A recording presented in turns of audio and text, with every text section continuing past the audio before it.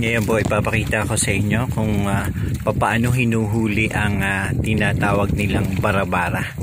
At ano nga ba itong barabara? At paano nila ito ginagawa? Marami nga ba silang nahuhuli sa ngayon sa kabila ng mga pinagdaraanan? Ngayon po ay meron pong bagyo na papasok, pero kinakailangan kunin nila ito kanilang panghuli para po hindi maskira. At yan po makikita natin sa una pa lang nilang banton or kuha ay meron na siyang huli. Yan po yung tinatawag na barabara.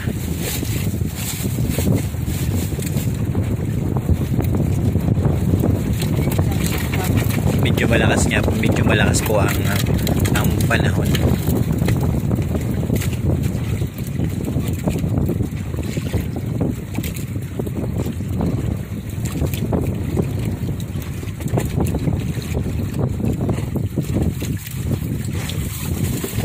Sinisilid po sa sako. At nakakatuwa kasi itong pareho pong may huli.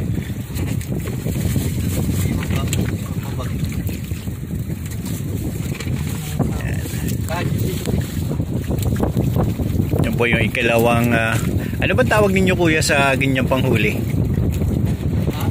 Anong tawag niyo sa ganyang panghuli? Tawag dito ay bubo po, ano? Ang tawag po daw nila dito ay bubo, pero matalino humuli ng ganito.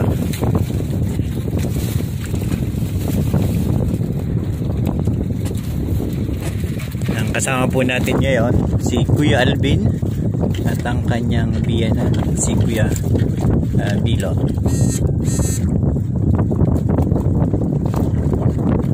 Si ikatlo po na kuha ng bubo ay may huli ulit.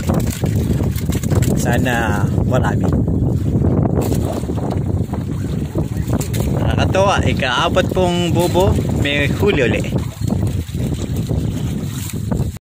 Kapag kuya kayo nakakahuli ng may itlog na ganyan, ano po ang ginagawa ninyo? Aming inilalagay doon sa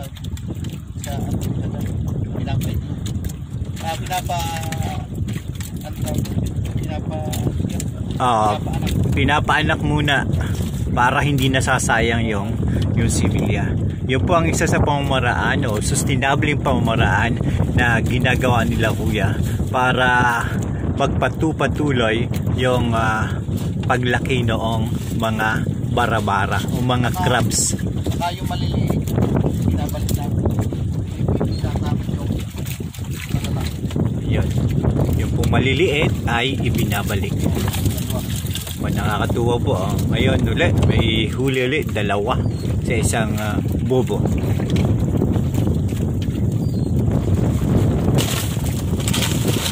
Wala pa po yung tali, kaya ang ginagawa nila iniipit lang.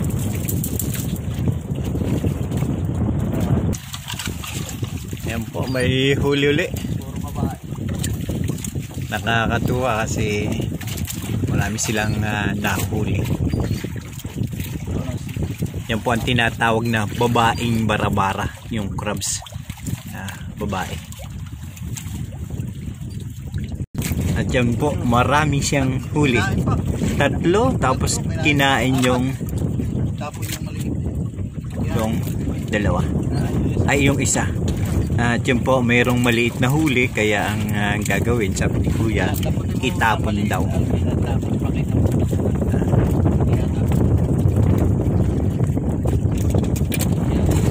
Yan po, ipapakita ako sa inyo. Yan po. Yan, ganyan po kaliit ay itinatapon nila ulit sa dagat. Sige Kuya. Ayun.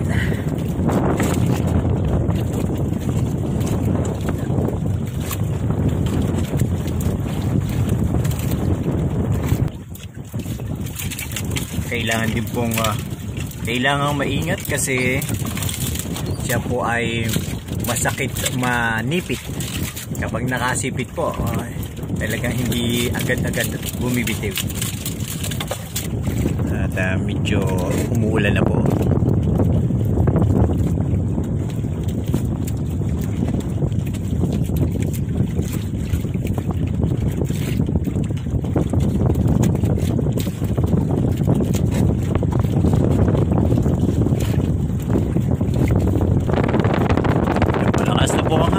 pero tuloy pa rin. Yan po ang buhay mangingisda. Pero hindi sa kanila isda hinuhuli kundi crabs.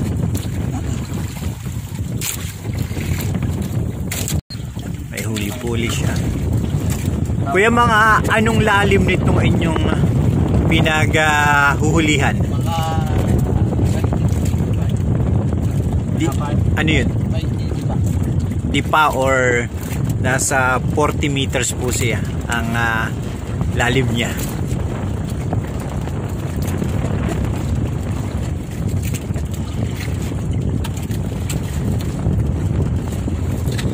Ilang piraso po itong ginagamit ninyo na panghuli? 60.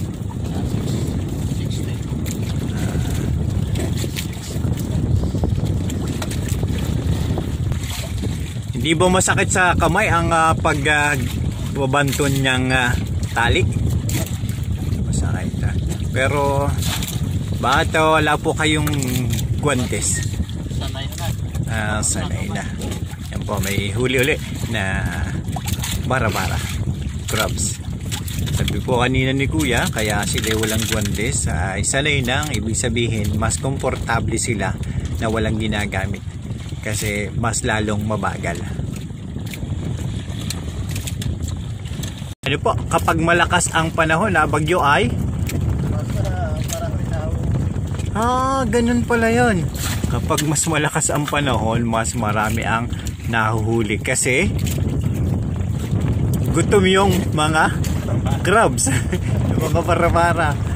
Kaya ganun pala. Kahit po masama talaga ang panahon, yun yung time na marami silang nahuhuli.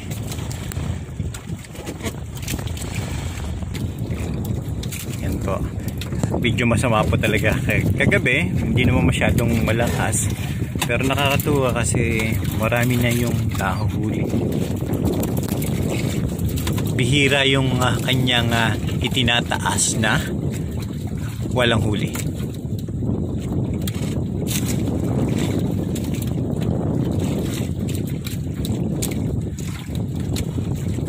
Saan po ninyo dinadala yung mga nahuli ninyo?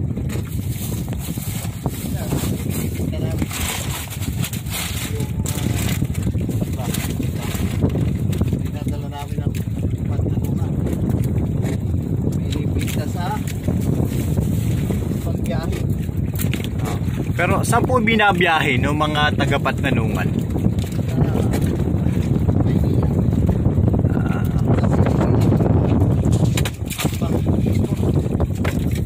Yun po. Kaya posible na yung mga kaibigan natin mga OFW at kayo ay kumakain ng crabs na ganitong klase ay posibleng galing pa rin dito sa bahagi ng Polillo Island. Tawag dito yung Cruisan.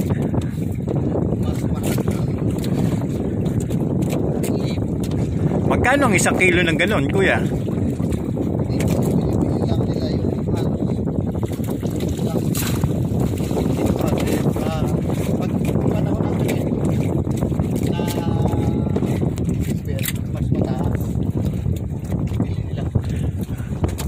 Sa inyo estimate, magkano?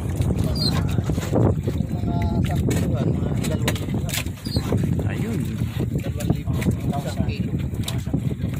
Pero isang peraso lang yun. Kapag isang peraso daw po yung tinatawag nilang cruisan ay nabibenta sa kanilang 2,000, 1 kilo. Pero isang peraso po, 1 kilo ay 2,000. Kaya hawkang kapag nasa Manila na o nasa ibang bansa na, mas lalo siyang mahal.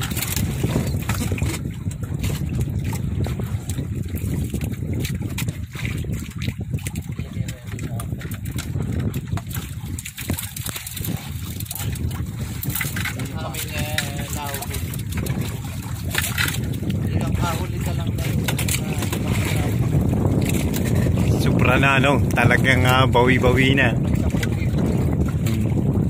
Pero kapag wala pa siyang 1 kilo, yung 1 peraso, papalo yung mga 1,500, 1,000. Yung deliver namin, siyang nagtapos. sa ngayon, may pandemic, bumaba ang presyo. Kasi nga mahirap ang biyahe ngayong may pandemic kan po. Eh di, ano nangyari, mababa ang presyo. Inabot lang siya na 1,000.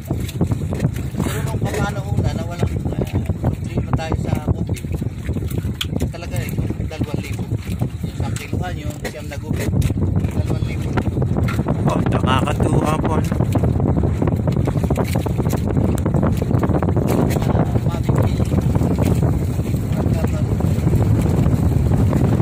Puhunan, lalo. Ang ginagawa nila, nagpapagawalan nila isa ka sa rin. Nagpapagawa nila ng 400. Ngayon ang punto, hindi pa sa Kalalima. Eh, talaga naman, makahuli ka lang ng ilang piraso. Huwag ka na. Makikita ka na.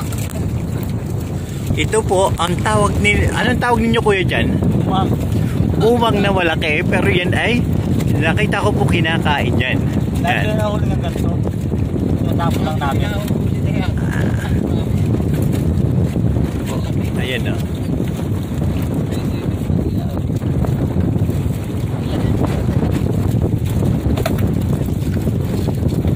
Siya po ay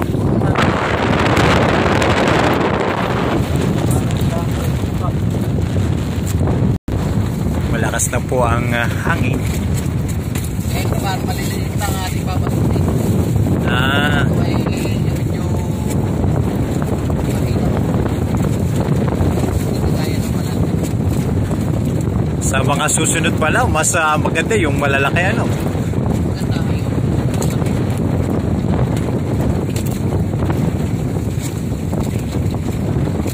yung Ayun po, limited. malaki. Na kahit kayo mag-lima, bali wala na. Kita mo, sila malaki. Yun po yung isa rin palang mas maganda talaga yung mas malaki para marami silang Malaki na iba ng bahay. Kaya mas marami. oo.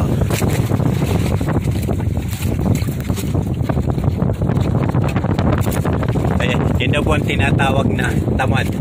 Kaya kung may tamad pala na tao, mayroon din tamad na bara-bara.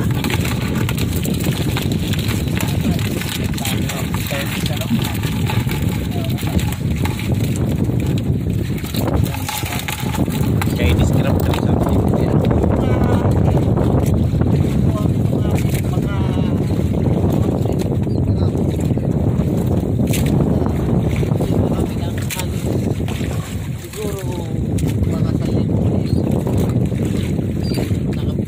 Ang nakapix na araw-araw.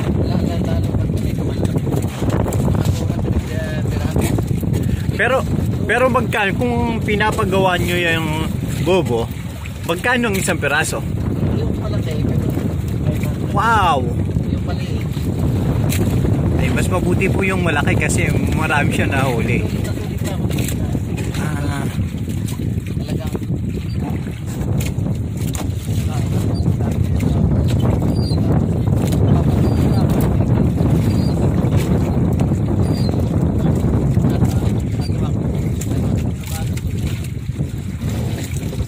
pero ang mas maganda ay managdagan ito. Bakit at nalaro ako sa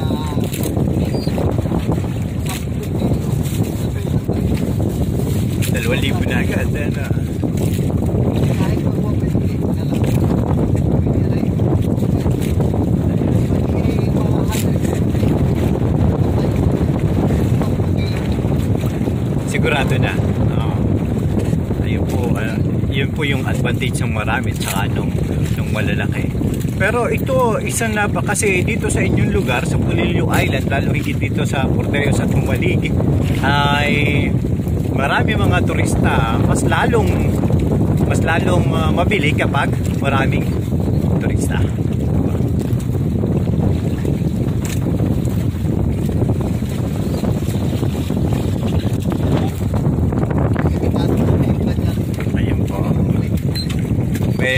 huli yung maliit.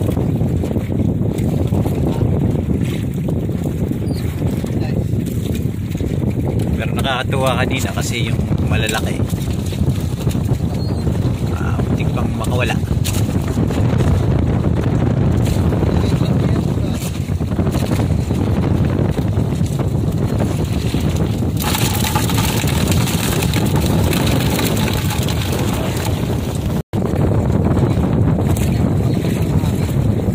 Yun daw po ang pinakamahirap.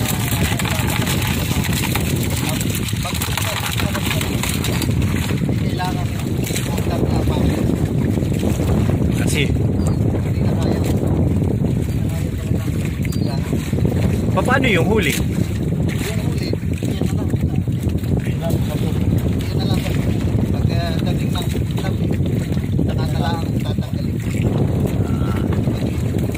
Kaya mo kita, siguro yung ginawa namin. Tapos naman, kaya taga-makina mo. Ngayon, pag umahandang ng makina, tumatakbo siya. Kasi kung makikita po, nakikita niyo ang pagtataas noong bubo, tapos walang guwantes na talaga masakit sa kamay.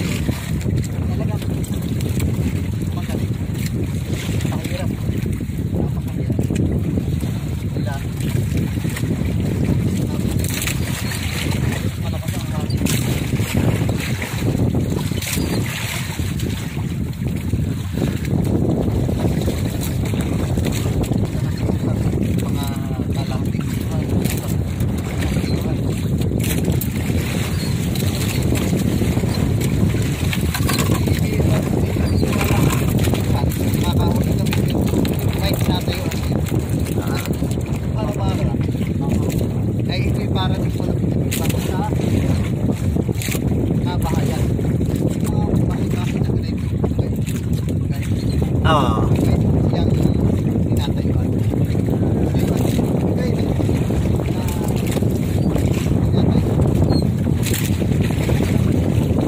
Wala rin ma. Opo. Pabahayan, oh, bahayan, ano. Nakakatawa po, ano, para din yung tao, talagang mayroong pinapanahanan kung saan mayroong pang kabuhayan ay doon sila makikita.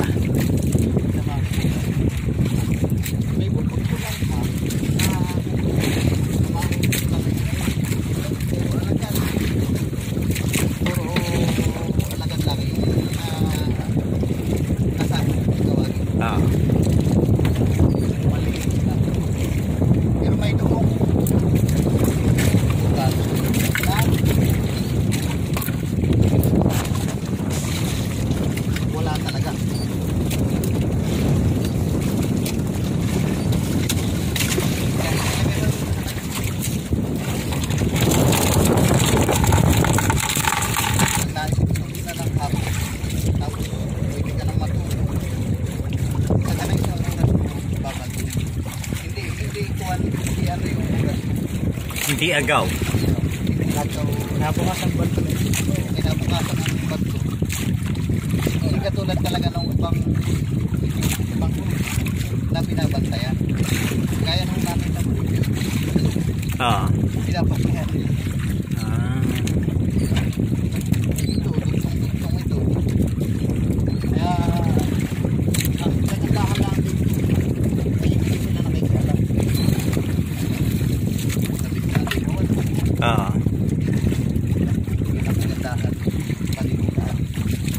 Yun po ang isa sa maganda daw dito, na talagang mayroong pagpapahalaga ang bawat isa. At yun po din na napakahalaga talaga sa tao.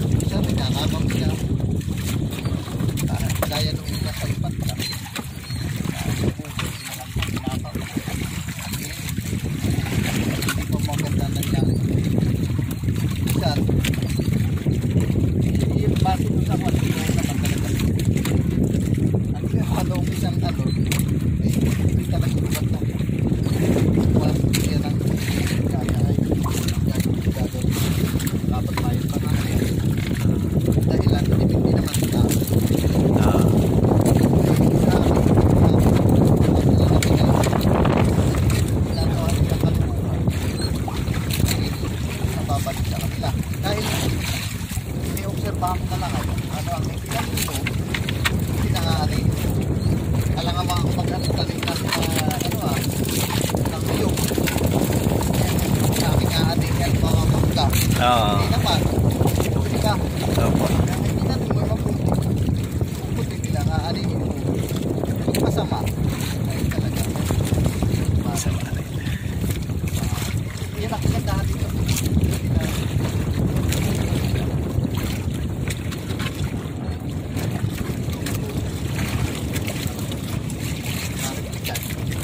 yan makikita malayo po.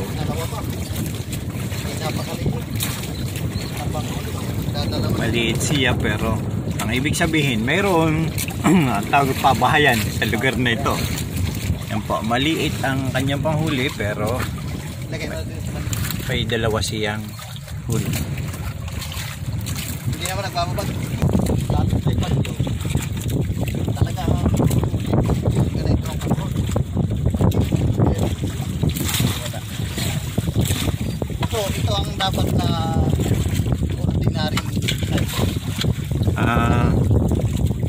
Pero ang pinakamaganda pero yung ordinary dapat para pero kung magtatapos sila hirap na rin.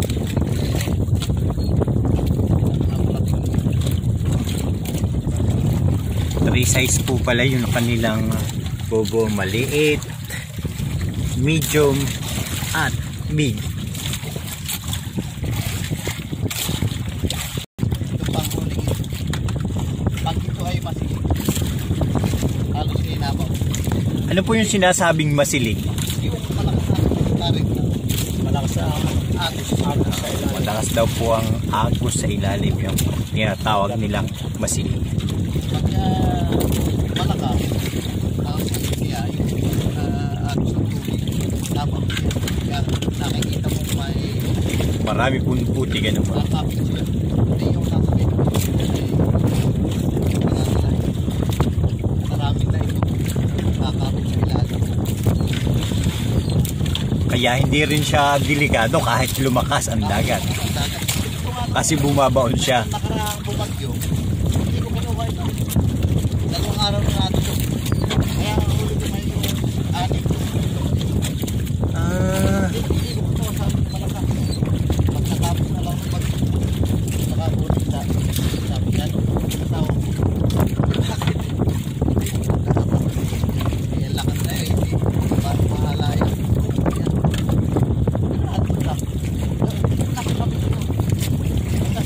natin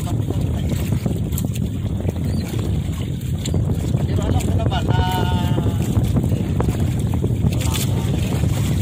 maliban lang kung dito Delikado. pero pag ano naman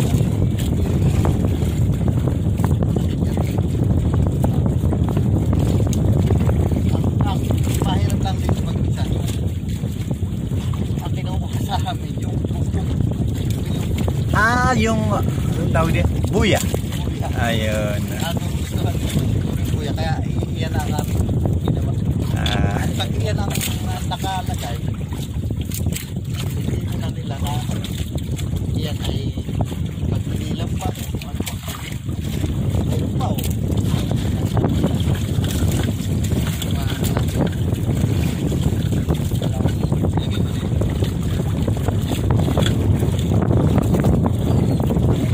talaga napakalaki.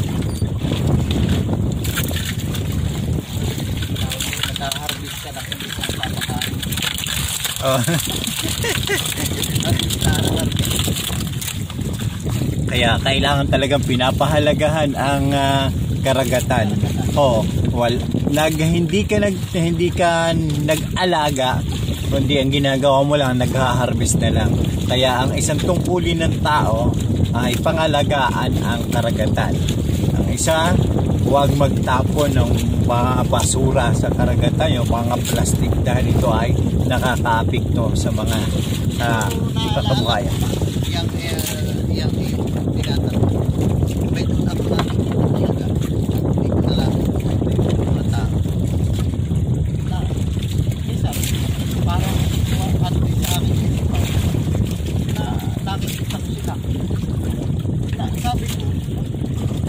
ginagawa ko, talaga yung mga basura-basura sa dagat. Inilalagay ko sa space. Pero may nakikita ako na yung basura nila, isang maliit pa, tinatapon talaga yung Sa dagat. sa dagat. Tapos minsan, nakulit pa sa Sako. karton. Oh, sa karton. Nasa sako pa. Paalala po sa mga makakapanood nito, bawal na bawal po ang pagtatapon ng anumang basura sa dagat. At saka minsan, sa lalapad, basura dito. Yung katulad ng Silupin po o plastic yun po. sa mismong lambat, napakapagpagal. At ito, palagi mong malalapas nila pag ganyan ang ginagawa nyo. Pero anong ginagawa po ninyo? Yung bang plastic nyo, binabalik nyo sa dagat o dinadala ninyo? Kasama namin, amin Ayun. ang mas maganda siguro ba, sir, ay siguro ating tutulog at isasakay. Oo. At para huwag po yung pako nila at mahuli nila. Dahil nagpapauli-uli lang sila dito sa ilalim. At minsan nga, kahit ito, may nakasilip na dito sa loob. At ito po ito pagdandaan malakas ang agos. Eh, napapasin siya sa ito. Ayun. Yun ang dapat pangalagaan ng ating karagatan. Lalo ng ibang na nagtatapon sa mismo dagat pa. Pinadapon sa ay mga nakakapanood na ito ay sila ay matuto.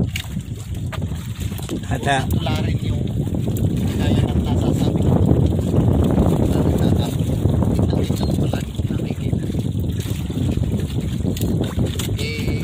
Ako naman naiingat na minsan yung maganda ay, sige po, para po. ang mas maganda pag ako naiwas lang sa Tapos attention din po sa mga opisyal, barangay official o sa mga city. Ito po ay mahigpit na ipinagpapawal. Dapat may maayos ng implementasyon. paparamihin yung mga 200 talagang para palaki. Ayaw mo palabasin ito na lang talaga yung gagawin mo talaga trabaho, pero kaya mo palabasin yung 2,000 sa araw. Siga, yun po, sa ating pagkwentuhan, ano po dati yung trabaho ninyo? Dati ako dati din ako magsasaka.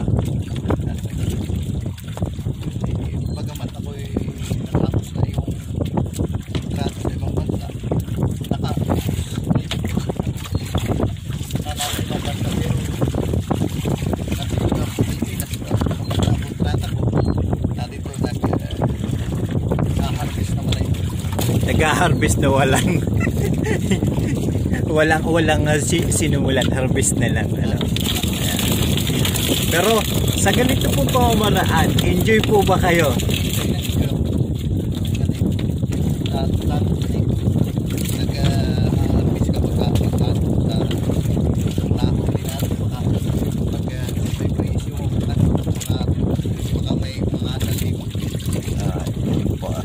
Yun po yung kagandahan dito.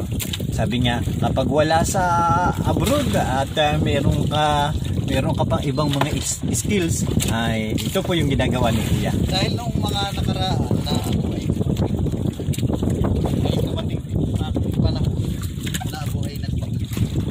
Kaya nung kailangan pala ay magkaroon ka ng pagkakakitaan. Kaya na ito. Ngayon kung ikaw pala yung na wala nang pagkakakitaan, kaya ng mga gabon yun na kaya mo ay yung iba ay dapat ay maging marunong. Dahil pag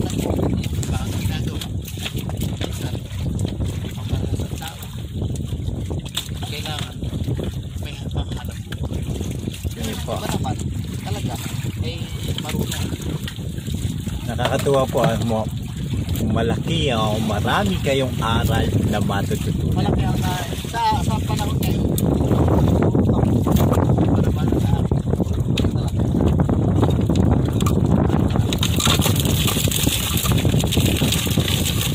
Malaki na po ang naitulong sa pamilya, tapos dun sa bumibili nito kasi ito po ay isa sa masarap na pagkain na seafoods. Kaya doon sa mga kaibigan ko mahilig, pag may mga post po ako binilalagay sa Facebook, ay panahon na. Ayan na po. Gusto ngayon po ay tapos na po. At yung pong pinakang reject nila, tapos hindi, yung iba po hindi reject. Ayan po. Ay iba, ibigay daw sa amin, sa akin, ni Kuya. Salamat po. At muli po, maraming pong salamat sa pagpapaunlak ninyo, Kuya Nilo, at gayon din kay Alvin, dahil muli pinatunayan na napakahalaga na alagaan natin ang kalikasan dahil mayroong mga produkto na ibibigay sa atin. At isa rin po magandang aral ito na ibinahagi sa atin ni Kuya, dahil si Kuya ay isang OFW, pero sa panahon siya ngayon nasa Pilipinas, ganito yung kanyang pinagkakabalahan, at binanggit din po niya sa atin na enjoy siya sa kanyang ginagawa. Muli po, maraming salamat, at don't forget to subscribe, like, and share para po maibahagi pa ito sa marami at maging inspirasyon so nakararami lalo ito mga kapatid nating OFW. Muli po, maraming salamat sa pagpapalista sa inyo.